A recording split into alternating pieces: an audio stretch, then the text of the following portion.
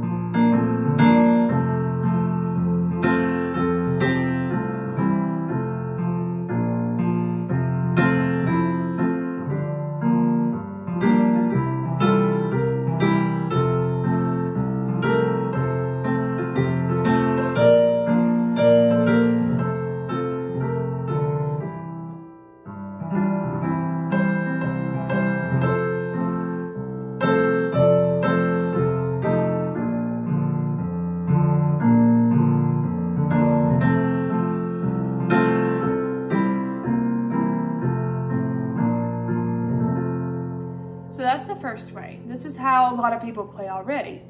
But now I'm going to show you one trick to kind of elevate that. Here's what it sounds like.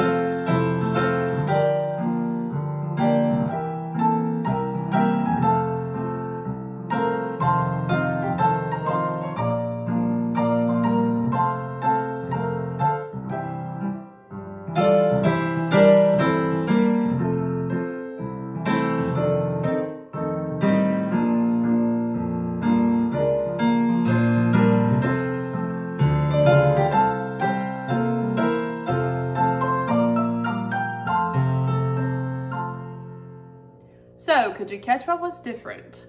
It's super, super easy. Now, what we did to start with is we had like 2 notes and maybe 3 to make up a full chord in our right hand. Our left hand really didn't change. We're looking at the right hand, and that sounds perfectly fine. But here is what I did, and this is what I have found to give you the most full sound possible for your right hand. So usually with our melody, we have, what a friend we have in Jesus. Instead of just playing those notes, I want you to take that same melody and we're going to play it as an octave.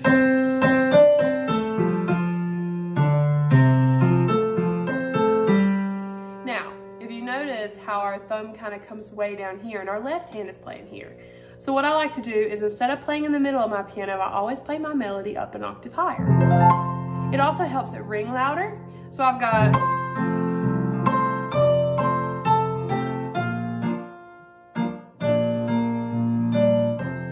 Now that's a step in the right direction. The only other thing that you have to do is you fill in notes in between these 2 melody notes with parts of your chord. So if we're playing an F chord right here, we've already got our C, so let's put our F and A in between.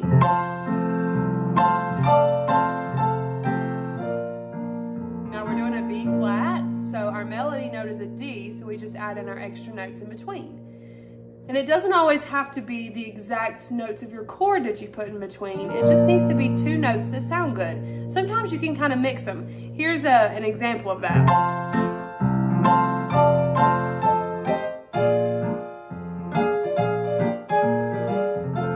Okay, an A flat is not part of our B flat chord, but I added it. And it's one of the extra notes I put in the middle.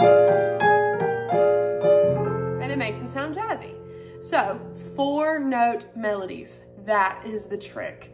Double your melody, put 2 extra notes in between, and then you are as full as you can possibly get, speaking of melodies.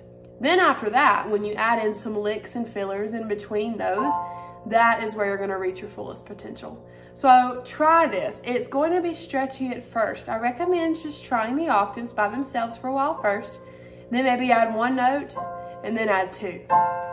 It does take a little while to get used to. If your hand is starting to get sore, stop playing and come back later. That will develop carpal tunnel if you're not careful. So it's a bit of a stretch, but it's actually not too hard to play as long as you can get that stretch wiggled in there. Your hands are not too small. Your hands will stretch just like any other muscle. Work them every day and this will become possible for you. Hope you enjoyed this. I'll catch you in the next video.